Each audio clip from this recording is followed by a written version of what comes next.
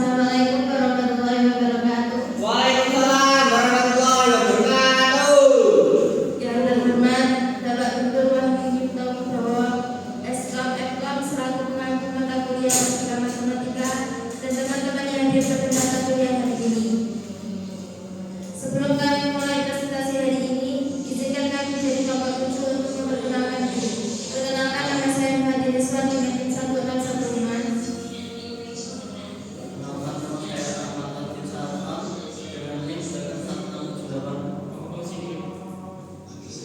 Saya Wildan Alfarosa dengan NIM 1605.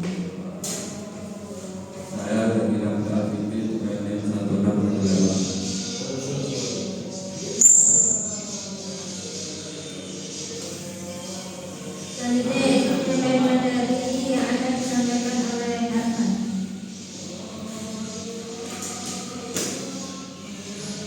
Materi pertama ialah pengertian logika dan algoritma. Logika adalah cara berpikir yang utuh, teratur, dan benar untuk menilai apakah suatu perkara atau kesimpulan dapat diterima. Diterima dengan logika, kita dapat membedakan pemikiran yang benar dari yang keliru, sehingga proses mengambil keputusan menjadi lebih tepat dan rasional. Logika membantu kita menghadapi hubungan sebab akibat dan memastikan bahwa langkah berpikir kita mengikuti aturan yang konsisten. Yang kedua ialah algoritma. Algoritma sendiri ialah serangkaian langkah atau instruksi yang disusun secara sistematis untuk menyelesaikan suatu masalah. Setiap langkah dalam algoritma harus jelas, teruntuk, dan dapat dijalankan sehingga menghasilkan solusi yang diharapkan.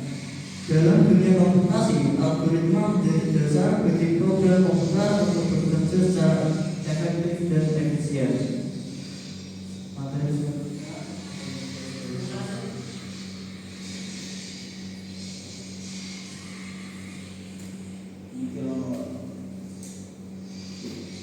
Peran logika dalam menerima: 1. Pengenalan dan pemaparan masalah. 2. Merancang alur yang efisien. 3. Memastikan kebenaran argumen. 4. Membangun struktur kontrol. 5. Memudahkan memanfaatkan kesalahan. 6. Menjadi ilmu komputer.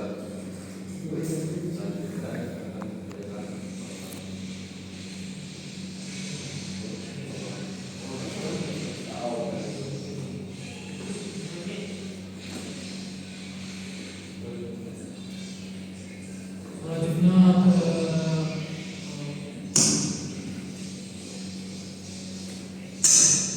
Selanjutnya ada tahapan perancangan logika dalam algoritma. Yang pertama, memahami masalah dan tujuan.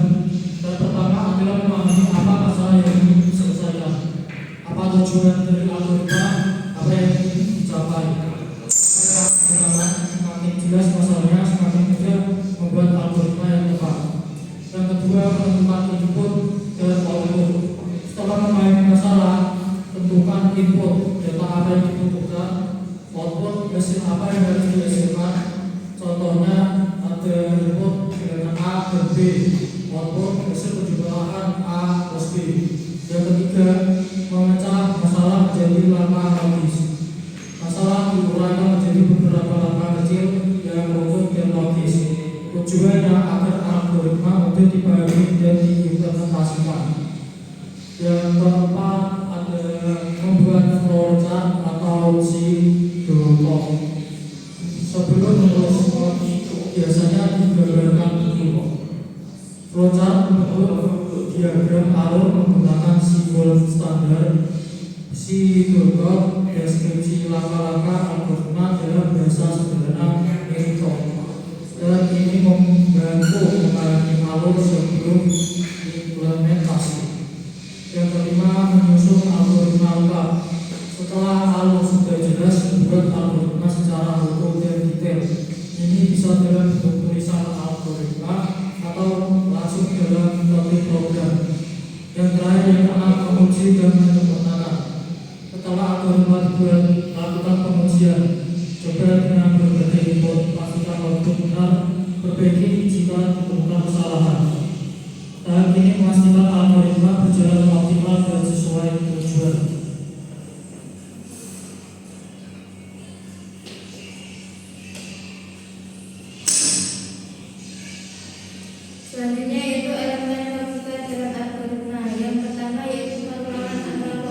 yang digunakan untuk mengulang suatu instruksi. Yang kedua adalah perjalanan atau prediksi yang digunakan untuk memilih satu langkah dari beberapa kemungkinan berdasarkan suatu kondisi, yaitu benar atau salah. 3. Struktur data digunakan untuk menyimpan, mengatur, dan mengelola data. Di antara jenis struktur data yaitu array, list, dan graph. Kondisi dan ekspresi logika. Kondisi merupakan pernyataan yang dapat bernilai true atau false, sedangkan ekspresi yaitu gabungan dari satu atau lebih kondisi pengulangan operasi logika. Di antara operasi logika yaitu n. Jika semua kondisi benar, maka nilainya benar. 2. Or. Jika semua kondisi benar, maka nilainya benar. Dan jika salah satu kondisi salah, maka nilainya benar. 3. Not, yaitu membalikan nilai logika. Selanjutnya contoh penerapan.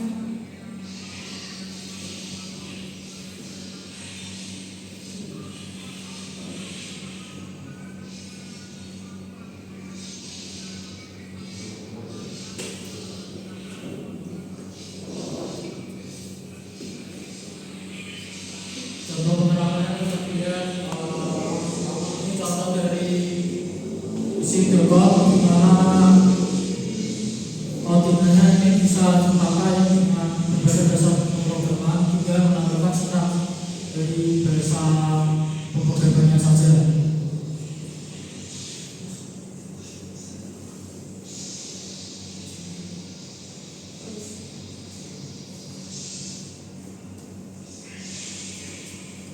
Kesimpulannya, logika berperan untuk memastikan algoritma bekerja dengan benar dan efisien. Logika membuat langkah-langkah algoritma menjadi teratur, konsisten, dan bebas kesalahan atau benar. Selain itu, logika membantu menyederhanakan proses sehingga algoritma berjalan lebih cepat dan hemat sumber daya atau efisien.